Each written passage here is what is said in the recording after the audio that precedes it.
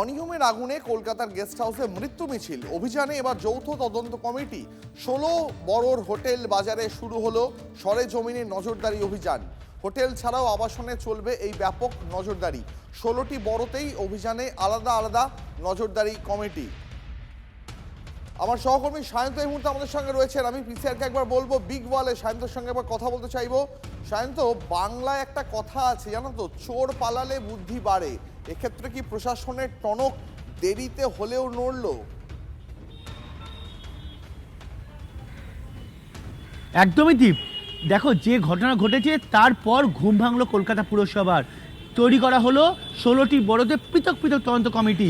তবে সবথেকে গুরুত্বপূর্ণ, সেই তদন্ত কমিটিতে এবার লাইসেন্স বিভাগকে রেখেছে। যে লাইসেন্স বিভাগ ট্রেড লাইসেন্স দিয়ে থাকে, যে লাইসেন্স বিভাগ সবার আগে এসে পরিদর্শন করে যে সেখানে ট্রেড লাইসেন্স দেওয়া যাবে কিনা, সেই লাইসেন্স বিভাগকে এবার যুক্ত করা হয়েছে। তারা কলকাতার যে বাণিজ্যিক ভবন রয়েছে, মার্কেট রয়েছে, যেখানে বহু মানুষের জমায়েত ঘটে, সেই সব জায়গায় নজরদারি চালাবে। সেখানে সে ইন্সপেকশনে যাবে, তারপরই ছাড়পত্র দেওয়া হবে। অর্থাৎ সেখানে অগ্নি সুরক্ষাবিধি মানা হচ্ছে কিনা, সেখানে যাবতীয় যে লাইসেন্স রয়েছে কিনা সেগুলো খতিয়ে দেখবে। অর্থাৎ যে ঘটনা ঘটেছে মির্জা গালিব স্ট্রিটের হোটেলে, তারপরেই কিন্তু হুঁশ ফিরেছে। কারণ কলকাতা পুরসভার নাগের ডগায় দমকল দপ্তরের প্রায় পাশের বিল্ডিং, এভাবে অগ্নিকাণ্ড এবং তাতে 9 জনের মৃত্যু। কলকাতা পুরসভা কিন্তু এখন তদন্ত কমিটি গড়ছে। এবং একটা কথা তোমাকে বলে রাখি, গত 1.5 দশক 2 দশকে বারবার অগ্নিকাণ্ডে প্রায় 14টি কমিটি করা হয়েছে, কিন্তু সেই 14টি কমিটির সুপারিশ বা তদন্ত রিপোর্ট আজ পর্যন্ত প্রকাশ আসেনি বা কোনো কারোকে জমা পড়েনি। প্রশ্ন উঠছে এখানে এই কমিটি রিপোর্টগুলো আবার বিলীন হয়ে যাবে।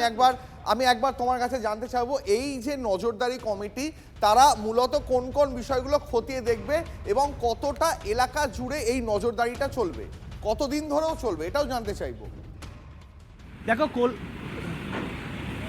দেখো কলকাতা পুরসভায় 144টি ওয়ার্ড রয়েছে বর্তমানে, ডিলিমিটেশন যদিও এখনো হয়নি। 144টি ওয়ার্ডে 16টি বড়ো বিভক্ত, 16টি বড়োর পৃথক পৃথক এক্সিকিউটিভ ইঞ্জিনিয়ার আন্ডারে এই কমিটি তৈরি করা হয়েছে। তারা মূলত এই বাণিজ্যিক ভবন হোক, মার্কেট হোক, বা যেখানে মানুষের সবথেকে বেশি মানুষের জমায়েত হয়, সেখানে গিয়ে আপৎকালীন দরজা রয়েছে কিনা, স্প্রিংকলার রয়েছে কিনা, এর যে ফায়ার এক্সটিংগুইশারগুলো রয়েছে সেগুলো সঠিক সময় রিফিলিং করা হয় কিনা, ছাদের ওপরে বেআইনিভাবে ঘর তৈরি করা হয়েছে কিনা, এর ট্রেড লাইসেন্স, যদি ট্রেড চলে তাহলে ট্রেড লাইসেন্স রয়েছে কিনা, একই সঙ্গে সেখানে সিসিটিভি রয়েছে কিনা, একাধিক বিষয় কিন্তু এই কমিটি ঘুরে ঘুরে দেখবে। এবং সেই কমিটি ঘুরে আগামী 25 তারিখের মধ্যে রিপোর্ট জমা দেবে। 25 তারিখ রিপোর্ট জমা, প্রাথমিক পর্যায়ে রিপোর্ট জমা দেবে। তার কাজ কিন্তু কাজ চলবে। বুঝতে পারছি। অনেক ধন্যবাদ তোমাকে, নজর রাখো।